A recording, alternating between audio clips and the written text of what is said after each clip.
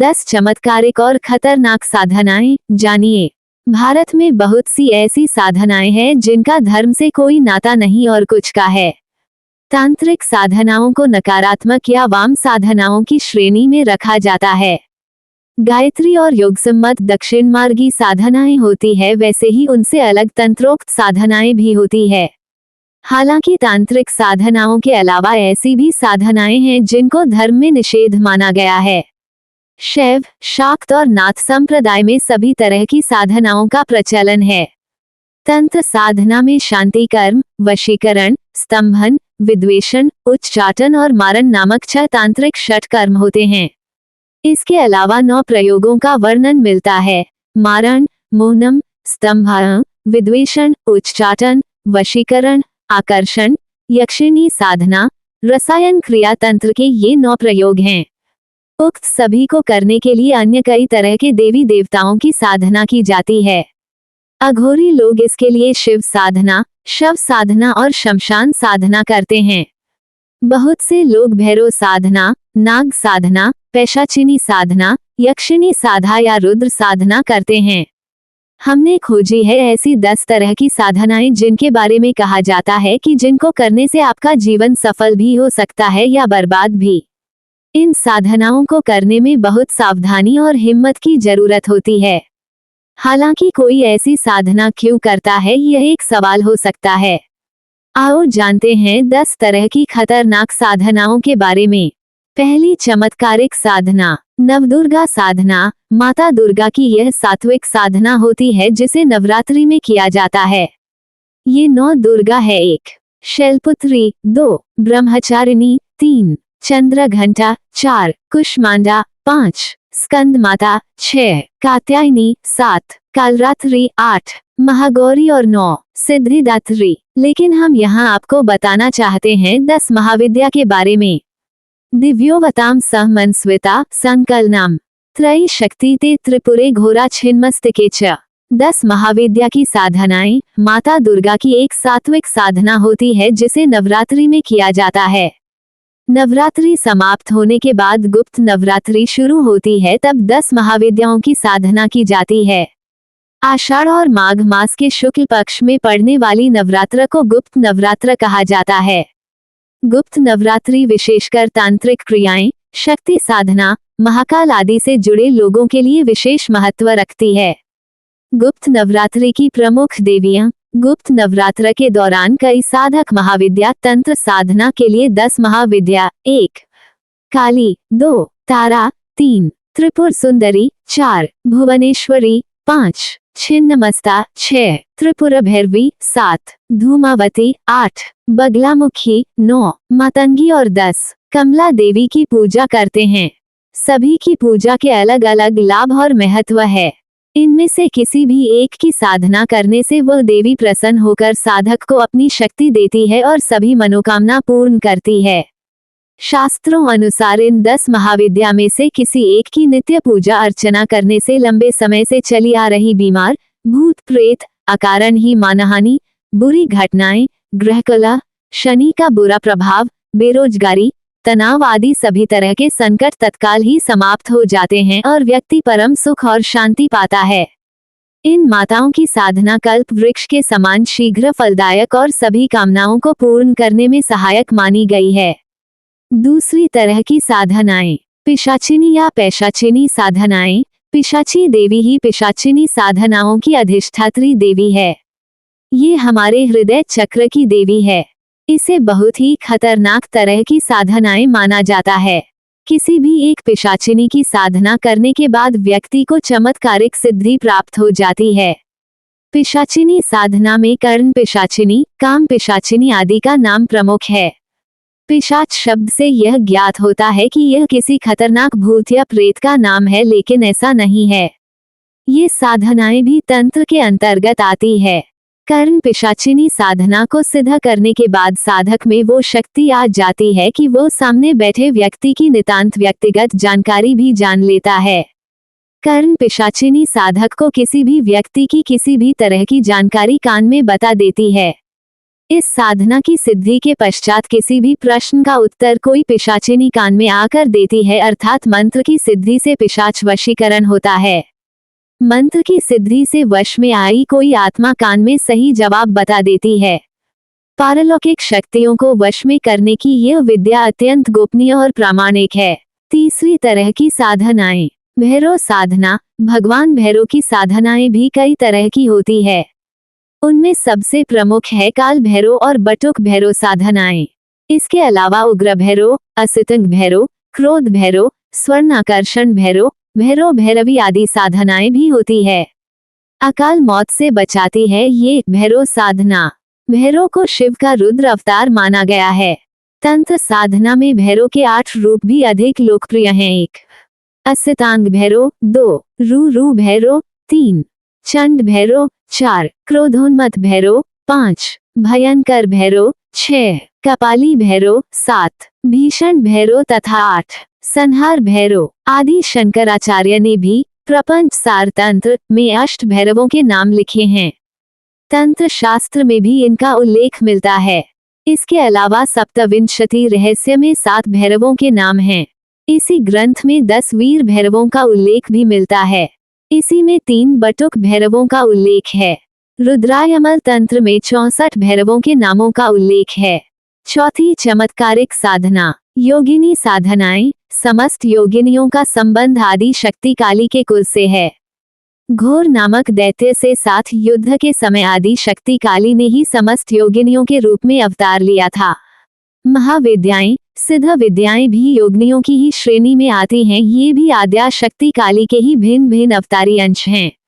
समस्त योगिनियां अपने अंदर नाना प्रकार के अलौकिक शक्तियों से संपन्न है तथा इंद्रजाल, जादू, वशीकरण, मारण, स्तंभन इत्यादि कर्म इन्हीं की कृपा द्वारा ही सफल हो पाते हैं।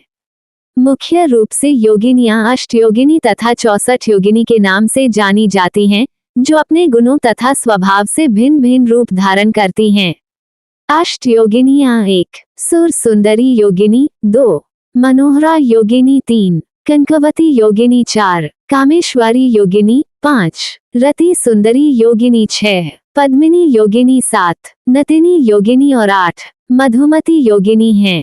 64 योगिनी 1. बहुरूप, 2. तारा, 3. नर्मदा, 4. यमुना, 5. शांति, 6. वारुणी, 7. क्षेमनकरी, 8. ऐन्द्री, 9. वाराही, 10. रणवीरा, 11. वानरमुखी, 12. वैष्णवी, 13. कालरात्रि, 14. वैद्यरूपा, 15. चर्चिका, 16. बेतली, 17. छिन्नमस्तिका, 18. वृषवाहन, 19.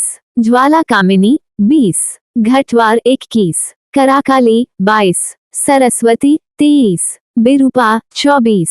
कौवरी, 25. भलुका, 26.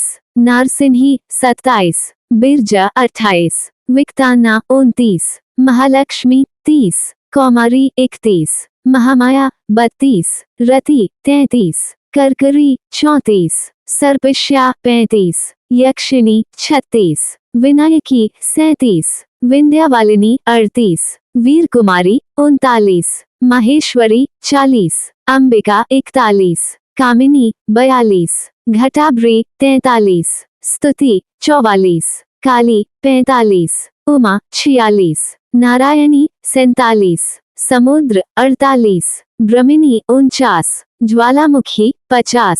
आग्नेय, 51. अदिति, 52. चंद्रकांति, 53. वायुवेगा, 54. चामुंडा, 55. मूर्ति, 56. गंगा, 57. धूमावती, 58. गांधार, 59. सर्वमंगला, 60. अजिता, 61. सूर्यपुत्री, 62. वायुवीणा, 63. अघोर और 64. भद्राकाली हैं। 5वीं चमत्कारिक साधना। यक्ष और यक्षिणी। यक्ष की स्त्रियों को यक्षिणियां कहते हैं।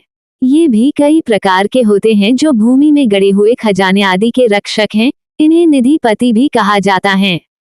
इनके सर्वोच्च स्थान पर निधिपति कुबेर विराजित हैं तथा देवताओं के निधि के रक्षक हैं। चमत्कारिक अष्टयक्षिणियों की साधना, तुरंत मिलेगा फल। ये देहधारी होते हुए भी सूक्ष्म रूप से युक्त होकर जहां चाहे वहां विचरण कर सकते हैं। इनका प्रमुख कर्म धन से संबंधित हैं। ये गुप्त धन या निधियों की रक्षा करते हैं तथा समृद्धि, वैभव, राजपाट के स्वामी हैं। आदिकाल से ही मनुष्य धन से संपन्न होने हेतु, अपने धन की रक्षा हेतु यक्षों की आराधना करते आए हैं। भिन्न भिन्न यक्षों की प्राचीन पाषाण प्रतिमा भारत के विभिन्न संग्रहालयों में आज भी सुरक्षित हैं, जो खुदाई से प्राप्त हुए हैं।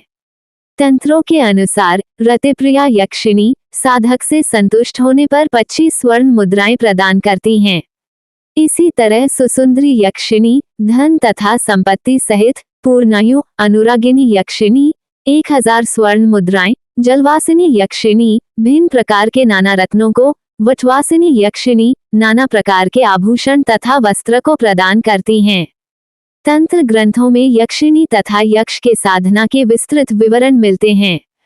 प्रमुख यक्षिणियां हैं 1 सुर सुंदरी यक्षिणी, 2 मनोहरिणी यक्षिणी, 3 कनकावती यक्षिणी, 4 कामेश्वरी यक्षिणी, 5 रतिप्रिया यक्षिणी, 6 पद्मिनी यक्षिणी, 7 नटी यक्षिणी और 8 अनुरागिनी यक्षिणी। छठी चमत्कारिक साधना अप्सरा साधना। हिंदू धर्मशास्त्रों के अनुसार अप्सरा देवलोक में रहने वाली अनुपम, अति सुंदर, अनेक कलाओं में दक्ष, तेजस्वी और अलौकिक दिव्य स्त्री है।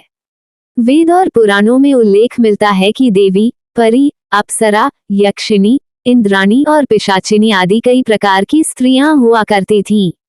उनमें अप्सराओं को सबसे सुंदर और जादुई शक्ति से संपन्न माना जाता है। कैसी होती हैं अप्सराएं, जानिए। अप्सरा साधना माना जाता है कि अप्सराएं गुलाब, चमेली, रजनीगंधा, हरसिंगार और रातरानी की गंध पसंद करती है। वे बहुत सुंदर और लगभग 16 से 17 वर्ष की उम्र समान दिखाई देती है। अप्सरा साधना के दौरान साधक को अपनी यौन भावनाओं पर संयम रखना होता है, अन्यथा साधना नष्ट हो सकती है। संकल्प और मंत्र के साथ जब साधना संपन्न होती है तो अप्सरा प्रकट होती है, तब साधन उसे गुलाब के साथ ही इत्र भेंट करता है।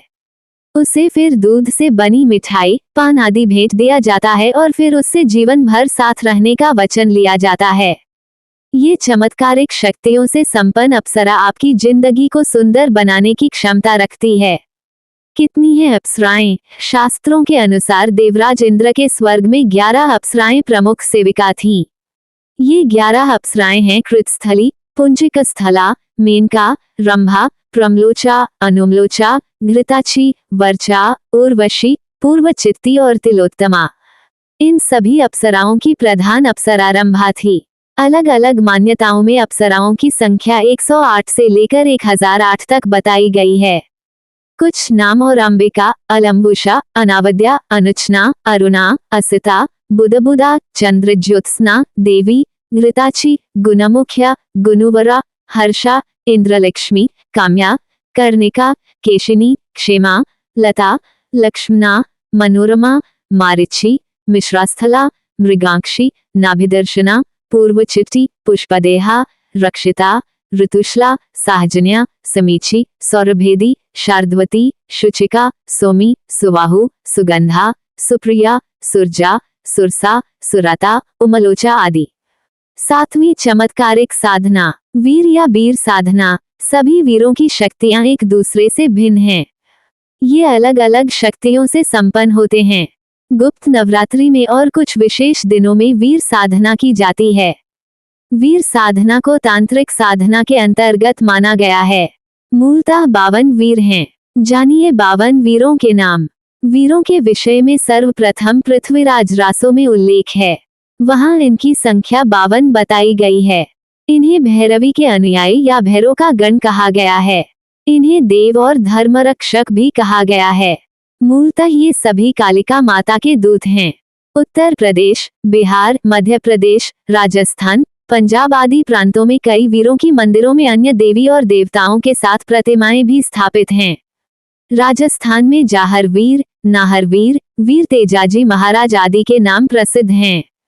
कहते हैं कि वीर साधना एक बंद कमरे में, शमशान में या किसी एकांत स्थान पर की जाती है, जहां कोई आता जाता न हो। कई दिन, कई रातों तक महाकाली की पूजा करने के पश्चात कहा जाता है कि पूजा के दौरान एक ऐसा क्षण आता है जब काली के दूत सामने आते हैं और साधक की मनोकामना पूर्ण करते हैं।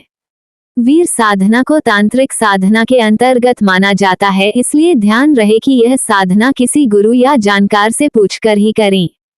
7वीं चमत्कारिक साधना, गंधर्व साधना। गंधर्वों को देवताओं का साथी माना गया है। गंधर्व विवाह, गंधर्व वेद और गंधर्व संगीत के बारे में आपने सुना ही होगा। एक राजा गंधर्व से भी हुए हैं जो विक्रमादित्य के पिता थे। गंधर्व नाम से देश में कई गांव हैं। गांधार और गंधर्वपुरी के बारे में भी आपने सुना ही होगा। दरअसल गंधर्व नाम की एक जाति प्राचीन काल में हिमालय के उत्तर में रहा करती थी। उक्त जाति नृत्य और संगीत में पारंगत थी। वे सभी इंद्र की सभा में नृत्य और संगीत का काम करते थे। गंधर्व नाम से एक अकेले देवता थे जो स्वर्ग के रहस्यों तथा अन्य सत्यों का उद्घाटन किया करते रहते थे। वे देवताओं के लिए सोम रस प्रस्तुत करते थे। विष्णु पुराण के अनुसार वे ब्रह्मा के पुत्र थे और चूंकि वे मां वाग्देवी का पाठ करते हुए जन्मे थे, इसीलिए उनका नाम गंधर्व पड़ा। दरअसल ऋषि कश्यप की पत्नी अरिष्ठा से गंधर्वों का जन्म हुआ। अथर्ववेद में ही उनकी संख्या 6333 बताई गई है। 8वीं चमत्कारिक साधना, नाग और सर्प साधनाएं। हिंदू धर्म में नाग और सर्प को चमत्कारिक माना जाता है। नाग और सर्प में दिव्य आत्माएं निवास करती हैं। प्राचीन काल में नाग नामक एक रहस्यमय जाति हुआ करती थी। प्रजापति कश्यप की पत्नी कद्रू से नागों की उत्पत्ति हुई है।